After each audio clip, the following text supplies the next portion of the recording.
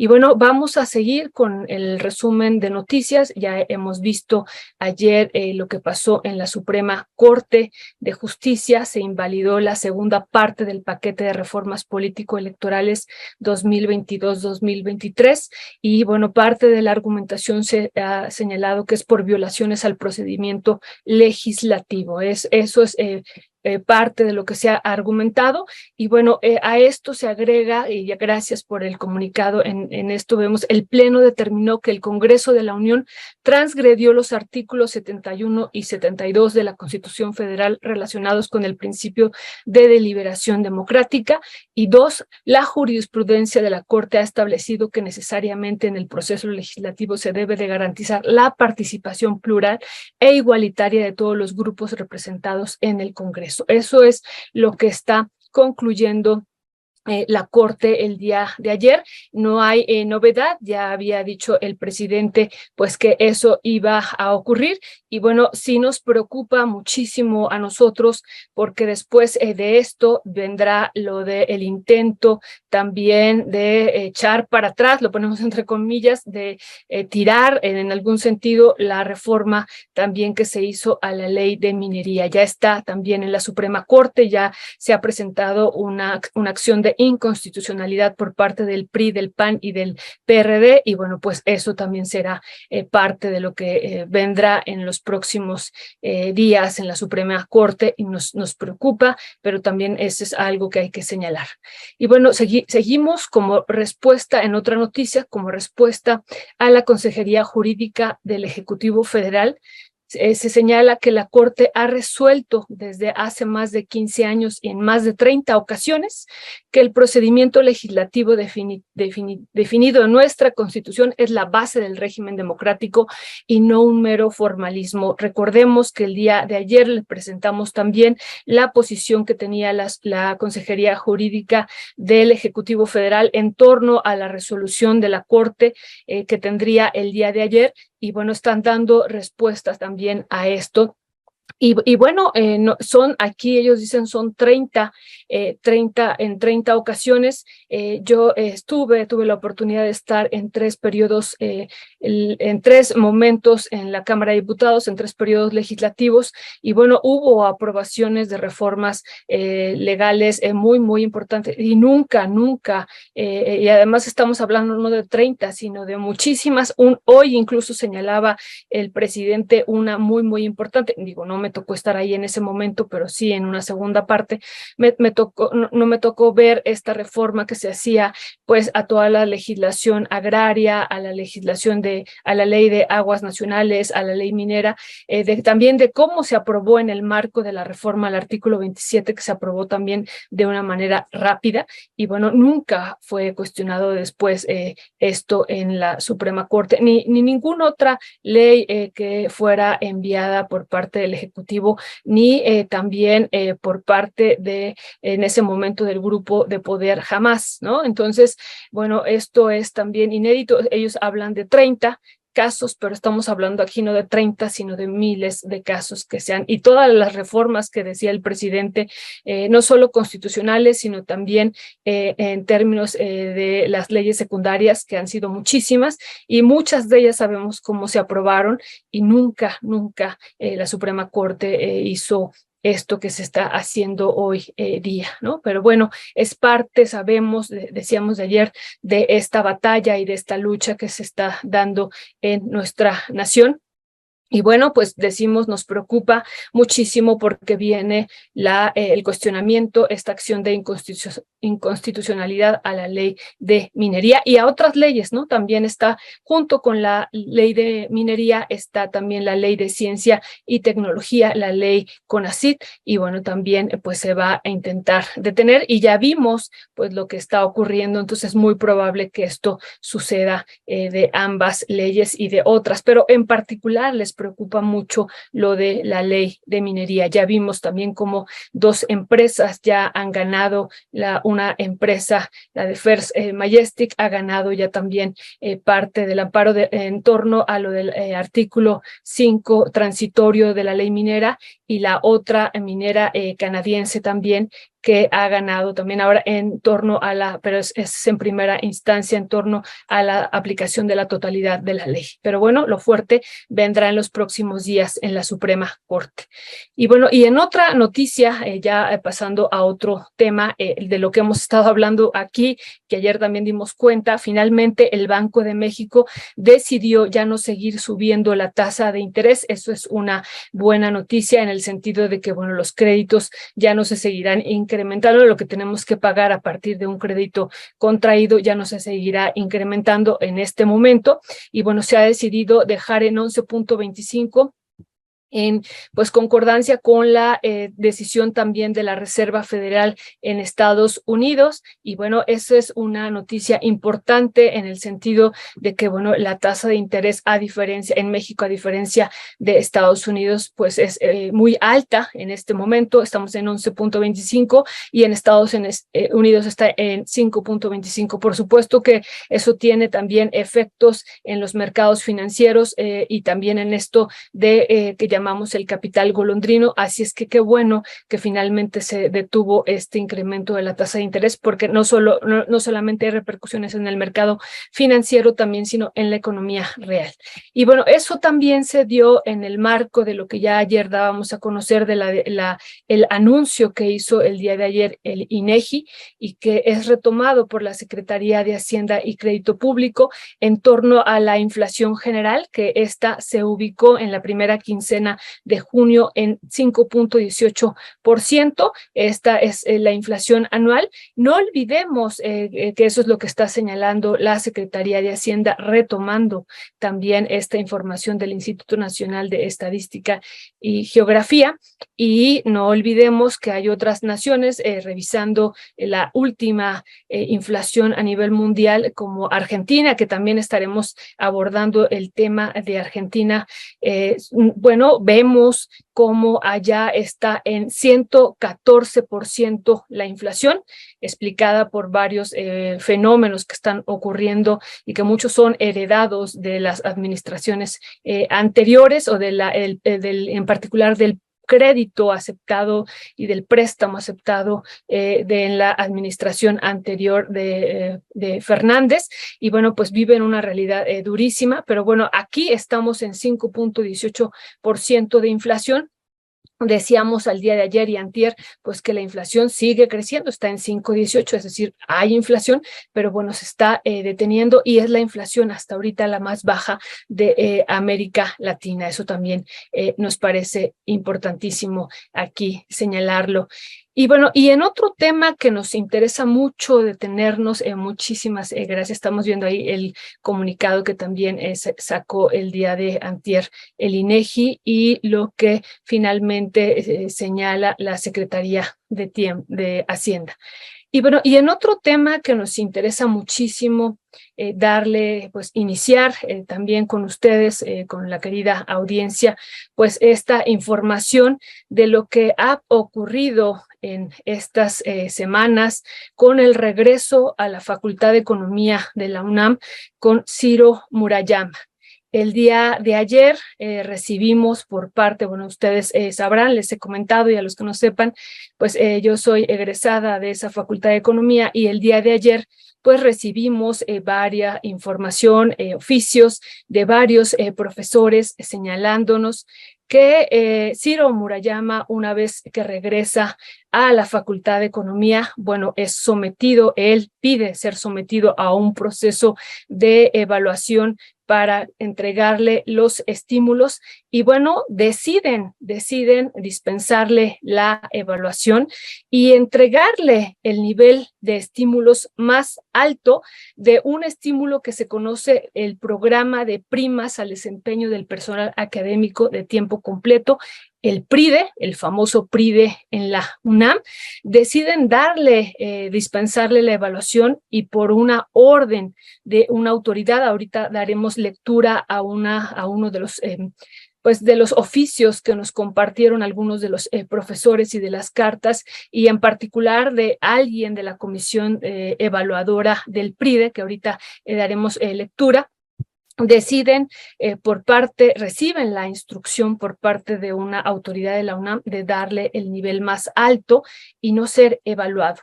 Entonces, bueno, podemos decir ya como parte de las noticias que les habíamos preparado, que el viernes pasado, en la última sesión del Consejo Técnico de la Facultad de Economía, al ex consejero del Instituto Nacional Electoral del INE le otorgaron el máximo nivel, que es el nivel D. Y bueno, eso, ¿qué significa tener el nivel D como lo están viendo ustedes en pantalla? Significa que ya él podrá recibir, insistimos, el máximo nivel de estímulos de este PRIDE, podrá recibir 105% más de su salario que ya recibe, ¿no? Es decir, un salario adicional. Recordemos que, pues bueno, ya él es dentro de la UNAM, pues tiene una categoría alta, es titular, y bueno, pues son de esta también élite que se vive en la universidad. Recordemos que el 80% de los profesores son profesores de asignatura. Bueno, no es su caso, y bueno, después de 9 años sin ser evaluado, regresa y le dan este estímulo de 105% que es los porcentajes del salario del tabulador que corresponde a cada uno de los niveles. También ya lo estábamos viendo, el nivel D corresponde al 105%. Les voy a decir, nivel A corresponde al 45%, nivel B al 65%, nivel C al 85%. Ahora, ¿por cuánto tiempo se le da este estímulo después de 9 años de ausencia de tiempo completo en la universidad? Se le da no por 1 año, ni por 2, ni por 3, se le da por 5 años.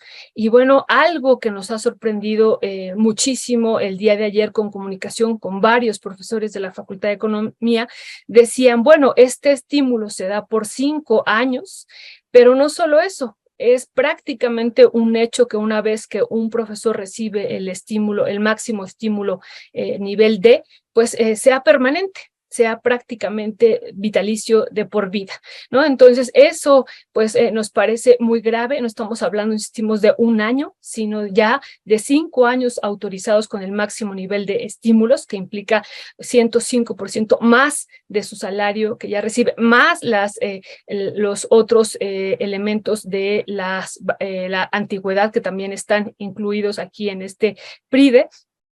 Y bueno, nos ha sorprendido muchísimo, y más a los profesores que están enojados e indignados, porque muchos de ellos comentan y nos compartieron el día de ayer cómo este nivel de estímulos lo reciben muy pocos, pero realmente muy pocos profesores en la UNAM, ¿no? Incluso algunos de ellos nos decían, llevamos 50 años siendo profesores y no hemos logrado ese nivel de estímulos. Y bueno, se lo dan, insistimos, después de 9 años nada más regresando, sin ser sometido a una evaluación.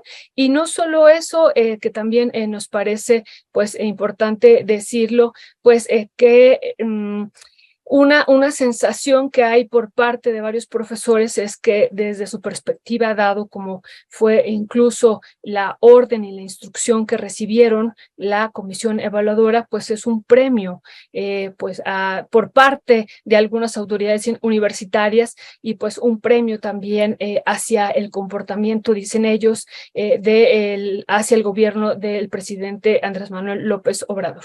Entonces, bueno, hay una situación muy tensa en la Facultad de Economía, y voy a dar lectura a una carta que también, no sé, Jero, si la tenemos por ahí, una carta que nos compartieron. La voy a leer rápidamente para que ustedes puedan escuchar lo que ha sucedido en torno, insistimos, a este máximo nivel de estímulos que puede recibir un profesor, y que solamente son unos cuantos, decían ellos, solo prácticamente los eméritos lo llegan a obtener.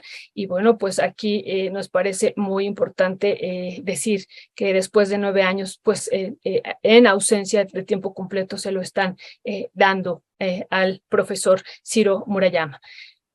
Bueno, Ciudad de México, voy a dar lectura a 15 de junio de 2023, opinión personal del del miembro, y ahí quiero resaltar, de la comisión evaluadora del programa de primas al desempeño del personal académico de tiempo completo PRIDE de la Facultad de Economía, doctor Gabriel Alejandro Mendoza Pichardo, sobre el PRIDE del doctor Ciro Murayama Rendón, profesor titular a tiempo completo de la Facultad de Economía. A los miembros del Consejo Técnico de la Facultad de Economía, Universidad Autónoma de México. En mi carácter de miembro de la comisión evaluadora del programa de primas al desempeño del personal académico de tiempo completo PRIDE de la Facultad de Economía, comisión citada en adelante, la comisión PRIDE, me permito con carácter personal poner a consideración de los miembros del Consejo Técnico de la Facultad de Economía y por extensión del Consejo Técnico las siguientes consideraciones. Solo son 7 puntos que daré lectura rápidamente, pero que contiene mucha información y que nos permitirán ver de lo que se está viviendo, insisto, en la Facultad de Economía al regreso de Ciro Murayama. 1. La comisión PRIDE terminó recientemente en tiempo y forma la evaluación de 8 expedientes del segundo periodo de la convocatoria 2023 del programa de primas al desempeño del personal académico de tiempo completo PRIDE, Gaceta UNAM, 5 de septiembre de 2022, mismos que según se ha informado serán analizados por el Consejo Técnico el día 16 de junio de 2023 para su aprobación. 2. La lista de expedientes a evaluar originalmente incluía la evaluación de 9 académicos entre profesores y técnicos. El 9º expediente no evaluado pertenece al doctor Ciro Murayama Rendón. Al inicio de los trabajos, la comisión PRIDE fue informada por el coordinador de la administración de la facultad de los trabajos de la comisión PRIDE que el profesor Murayama había antepuesto una solicitud a la Dirección de Asuntos del Personal Académico, cuya respuesta probablemente cambiaría el criterio de evaluación del profesor, por lo que se nos pidió postergar su evaluación. 3. La solicitud a la de GAPA del profesor Murayama está incluida en el expediente electrónico que nos proporcionaron en su parte medular. Dice, y ahí cito: solicito a usted pueda permitirse que en la evaluación a que me someteré en la convocatoria PRIDE 2023 bajo la modalidad de reingreso, la comisión evaluadora de mi entidad académica considere el conjunto de actividades académicas que realicé desde julio de 2012, fecha en que recibí el PRIDE y hasta la actualidad en que me reincorporo como profesor de tiempo completo a la Facultad de Economía. Oficio, ahí cierro la cita, oficio del 14 de abril de 2023 del profesor Murayama, dirigida al licenciado Javier Urbieta Zavala, director de estímulos y reconocimientos de la Dirección General de Asuntos del Personal Académico. En el mismo oficio del profesor Murayama establece que, cito, el Consejo Técnico de la Facultad de Economía me concedió una licencia sin goce de sueldo como profesor de tiempo completo de abril de 2014 a abril de 2023, es decir, una licencia por 9 años. 4. La convocatoria 2023 del programa PRIDE es explícita sobre la forma de evaluación de los miembros del personal académico que han gozado una licencia sin goce de sueldo. Y cito, para el caso de las personas académicas que hayan gozado de una licencia sin goce de sueldo, se considerarán las actividades académicas realizadas durante los últimos 3 años previos a la licencia. Cierro cita, y es convocatoria base 2, disposiciones generales numeral 3. De hecho, el numeral 3, después de detallar lo que hay que evaluar, concluye que dicha evaluación será exclusivamente del periodo a evaluar. Bajo esta directiva, para mí era claro que la petición específica del profesor Murayama de ser evaluado de 2012 a 2023 era improcedente. Deberíamos evaluar los 3 años que van de 2011 a 2014, específicamente de abril de 2011 a marzo de 2014. 5. A finales de mayo de 2023, cuando la comisión tenía prácticamente terminados los dictámenes de 8 académicos evaluados, el coordinador de la administración nos informó que una autoridad universitaria había establecido que en el caso del profesor Murayama procedía a otorgar el nivel del PRIDE del que gozaba al momento de solicitar licencia en 2014, es decir, el nivel D. A la fecha desconozco el documento donde se establece eso. En consecuencia, se nos informó que la comisión PRIDE quedaba relevada de la evaluación del expediente del profesor Murayama. Desde mi punto de vista, esta resolución está en franca contradicción con lo especificado en la base 2.3 de la convocatoria 2023 del programa PRIDE, en lo que corresponde al personal académico que se reincorpora a sus actividades académicas después de una licencia sin goce de sueldo. 6. El Estatuto del Personal Académico de la Universidad Nacional Autónoma de México es muy generoso en lo que respecta a las licencias para ausentarse por tiempos largos de las actividades académicas. La decisión de un académico de utilizarlas, sin embargo, sobre todo si es para dedicarse a actividades no académicas, conlleva necesariamente dejar de lado la contribución a las tareas sustantivas de docencia, investigación y difusión de la universidad. El programa de primas al desempeño del personal académico de tiempo completo premia la realización de esas tareas sustantivas con reglas estrictas de evaluación para poder acceder a las categorías del propio programa. En su modalidad actual, bajo una evaluación quinquenal, un profesor de nuevo ingreso debe esperar 5 años para poder postular al mismo. Para el conjunto del personal académico hay requisitos como la escolaridad alcanzada, el cumplimiento con la docencia, la formación de recursos humanos y la promoción de categoría y nivel en los últimos 5 años. 7. Tomar la decisión de mantener el nivel PRIDE alcanzado al momento del inicio de una larga licencia sin goce de salario contraviene el espíritu y la letra del programa PRIDE y resulta injusto para los académicos de la Facultad de Economía y de toda la universidad, que cada 5 años nos hemos sometido conforme a las reglas establecidas a la evaluación académica y hemos acatado la decisión final sobre la categoría que nos han asignado. Atentamente, doctor Gabriel Alejandro Mendoza Pichardo, profesor titular C, tiempo completo, Facultad de Economía de la UNAM. Y recordemos, y le recuerdo a la audiencia, que es miembro de la Comisión Evaluadora del Programa de Primas al Desempeño del Personal Académico de Tiempo Completo del PRIDE. Bueno, esa es parte de la realidad que se está viviendo en la UNAM, que se le está dando pues esta máxima categoría que implica, otra vez lo volvemos a decir, el 105% de su salario. Y bueno, hemos leído la convocatoria de manera detallada y bueno, vienen algunos puntos, por ejemplo, el punto 3 de la convocatoria, que también ahí les compartimos. Las personas académicas de primer ingreso o de reingreso al programa solo podrán recibir cualquiera de los 3 primeros niveles de estímulos. Y bueno, al profesor se le está dando el mayor estímulo y que insistimos, pues bueno, él ya es parte también de esta élite de la universidad y bueno, pues se le está ahora pues dando este reconocimiento, que así debería de ser, un reconocimiento al trabajo previo de 5 años anteriores que han tenido en la universidad los profesores y bueno, eso está ocurriendo.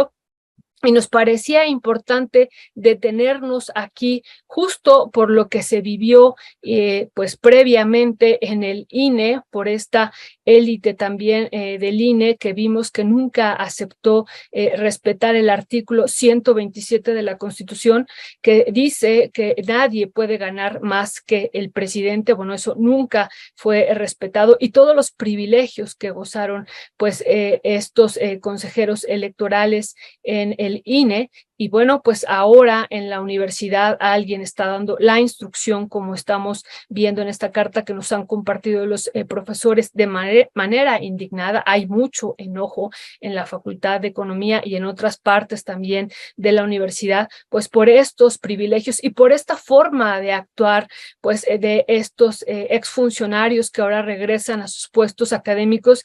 ¿Y cómo regresan? ¿No? Se le dispensan todos los trámites, no importa que haya tenido una licencia de 9 años en la universidad, regresan y pues quieren seguir reproduciendo pues estos privilegios, que es lo que nos han comentado los profesores.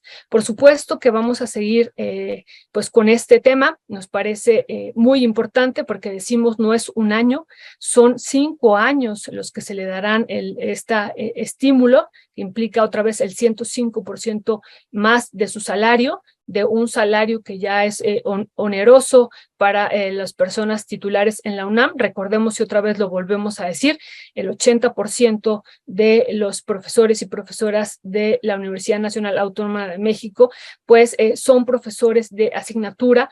Cada semestre tienen que estar evaluándose de manera permanente para poder seguir y concursando, y no saben nunca si van a tener la seguridad de pues poder seguir o no, y pues no es uno ni dos, son decenas y cientos de profesores que viven esta realidad. Y bueno, pues nos parece muy lamentable en este sentido de lo que está ocurriendo aquí en la universidad, ¿no? Pues hemos abierto también el espacio, estamos invitando a algunos profesores para que la próxima semana puedan incorporarse ellos en algunas entrevistas sobre este tema de lo que se está viviendo en la universidad. Ojalá sea posible, pero también está el espacio por si el profesor Ciro Murayama él quisiera decir algo, ¿no? Finalmente él decidió en un inicio someterse a este estímulo, nunca reclamó la posibilidad de tener la reincorporación del estímulo que ya tenía previamente, sino emitió pues un oficio del que hemos también dado lectura una parte en este documento que también nos compartieron los profesores de la Facultad de Economía. Y bueno, pues está abierto también este espacio por si él quiere comentar algo. Y bueno, pasando a otro tema, antes de entrar a una entrevista que nos parece muy, muy importante que vamos a tener el día de hoy con el doctor Roberto Constantino Toto de la Universidad Autónoma Metropolitana para abordar lo que se ha vivido ahí de manera trágica. Ya verán la tragedia, ya hemos dado cuenta aquí en días anteriores, pero abundaremos más con la entrevista. Antes de entrar a la entrevista con él, vamos también a comentar otro tema que nos parece muy, muy importante de lo que se está viviendo en Argentina. Estamos a pocos meses de que se viva el proceso electoral en este país.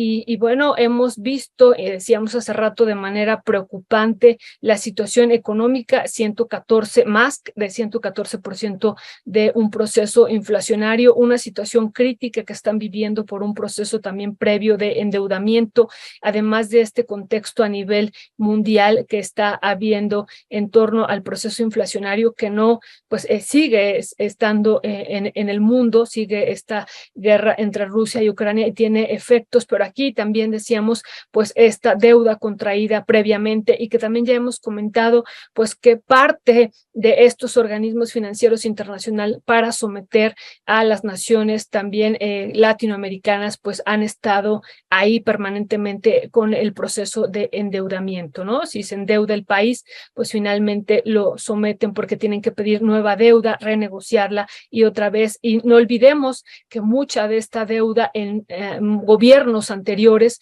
pues se contrajo con condiciones, ¿no? Te presto, pero tienes que hacer ciertas reformas estructurales. Y bueno, eso ha ocurrido en todos nuestros países de América Latina desde pues el proceso del neoliberalismo que hemos vivido. Y bueno, aquí Argentina está pagando las consecuencias muy severas, pero bueno, decíamos, viene un proceso electoral importante. Ahora además está ahí complicando la cosa por la situación o el panorama o el escenario por la situación que se vive en Jujuy, ¿no? De estas propuestas de reforma constitucional que también dimos cuenta hace unos días.